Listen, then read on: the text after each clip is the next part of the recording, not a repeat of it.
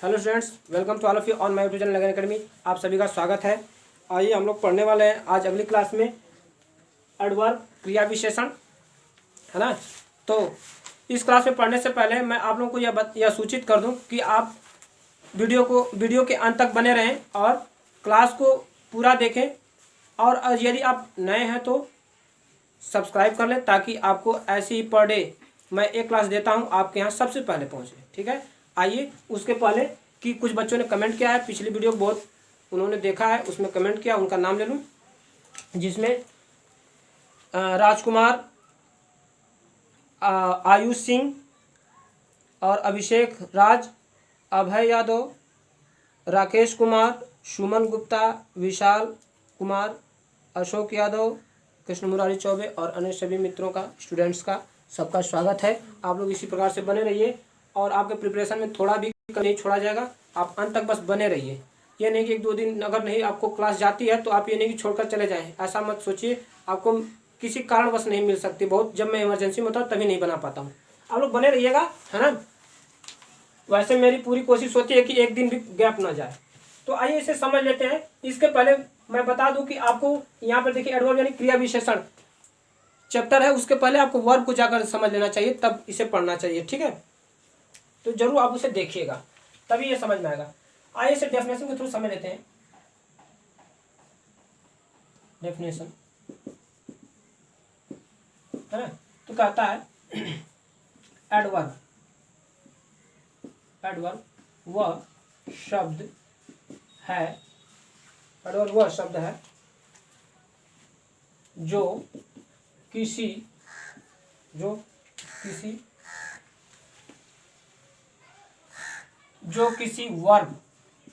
Verb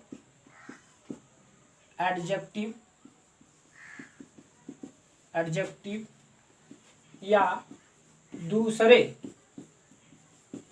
adverb की विशेषता बताता है, ठीक है। आइए इंग्लिश में समझ लेते हैं इसे, इंग्लिश के थ्रू। तो कहता है कि एन एडवर्ब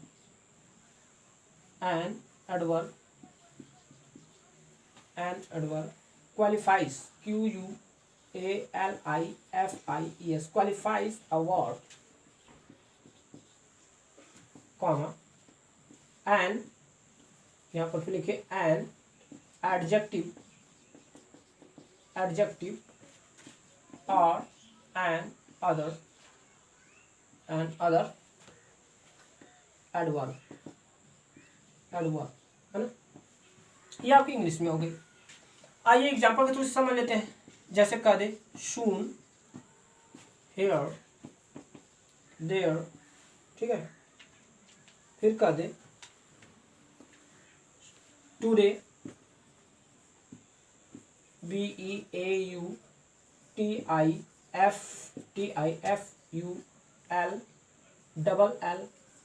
है ना।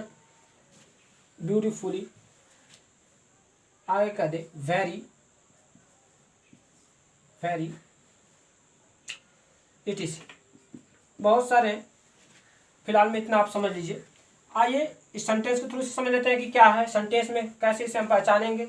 ऐसे तो हम लोग कितना याद करेंगे, नहीं समझ में आएगा। सेंटेंस में जब देगा पूछेगा, जैसा कि देखिए बहुत सारी परीक्षाएं हैं जिसमें आपका ये पुलिस है और NDA का है, रेलवे का है, टेट, सीटेट, सुपर टेट, सारी परीक्षाओं में ग्रामर से पूछा जाता है। जिसमें इंग्लिश का क्वेश्चन आता है उसमें जरूर ग्रामर से देखिए 2-4 क्वेश्चन पुटअप होते हैं, उसे देखिए आप, जरूर इसमें से मिलेगा आपको, ठीक है। सीधे कभी कभी तो पूछ देता है एडजेक्टिव बताइए, एडवर्ब बताइए, ठीक है। तो इसे एग्जाम्पल में देखिए, जैसे कहता है कि ही इज टू ओल्ड, फिर ही इज, ही की जगह मैं कहता हूं आप दूसरा नाउन कोई ले लीजिए, राम इज वेरी काइंड। फिर कह दे she walked very slowly, SLOWLY, slowly. ठीक, अब इसमें अगर हम पता करें कि कौन इसमें एडवर्ब है तो आप देखेंगे तो कह देंगे सर यहाँ टू लिखा हुआ है तो यही हो सकता है। बाकी ओल्ड तो एडजेक्टिव है, ही प्रोनाउन है, इज वर्ब है, और नहीं तो मैं बताता हूँ। देखिए प्रोनाउन पहले ही लिखा गया है, जो नाउन के स्थान पर प्रयोग किया गया है, यह वर्ब हो गई, इसे छोड़ ही दीजिए, अभी बता रहे हैं। ये एडजेक्टिव ओल्ड मतलब पुराना विशेषण, और यहाँ पर क्या है, यही तो बचा है क्रिया विशेषण यानी एडवर्ब। फिर क्या कहता है, राम इज वेरी काइंड। देखिए बात इसमें ढूंढना नहीं है, समझना है कि एडवर्ब कैसे हम छांटे, कोई सेंटेंस लिखा गया कैसे उसमें से चूज करें, है ना, पिक आउट कैसे करें। तो आइए यहाँ पर डेफिनेशन के थ्रू, इसीलिए तो हम डेफिनेशन लिख देते हैं कि इससे पता चल जाएगा। मतलब कहता है एडवर्ब वह शब्द है जो किसी वर्ब, एडजेक्टिव या दूसरे एडवर्ब की विशेषता बताता है। कि इसमें बताया जा रहा है कि ही इज टू ओल्ड, तो यही आवश्यक है कि इसमें से कैसे पता करें कि एडवर्ब कौन सा है।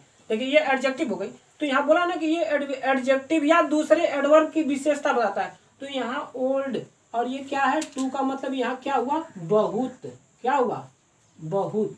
ही मीन्स हुआ, इज मीन्स है, तो मतलब बहुत, ओल्ड मीन्स पुराना, पुराना। यही तो विशेषण है भाई साहब, और इसका यह क्या बता रहा है, विशेषता बता रहा है, बहुत पुराना। तो यही तो है जो आपका एडवर्ब है, और यही डेफिनेशन भी बोल रही है कि राम इज वेरी काइंड।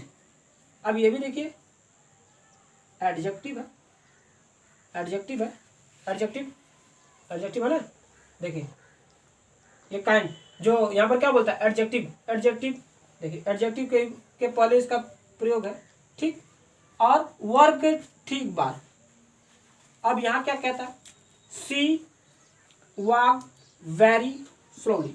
अब यहाँ भी देख लेंगे तो अब यहाँ स्पष्ट ही कह देंगे सर वेरी ही है, लेकिन बात ये नहीं है, बात ये है कि यहाँ किसकी विशेषता बताई जाए। ये देखिए ये एडवर्ब है ना, देखिए स्लो, SLOWL,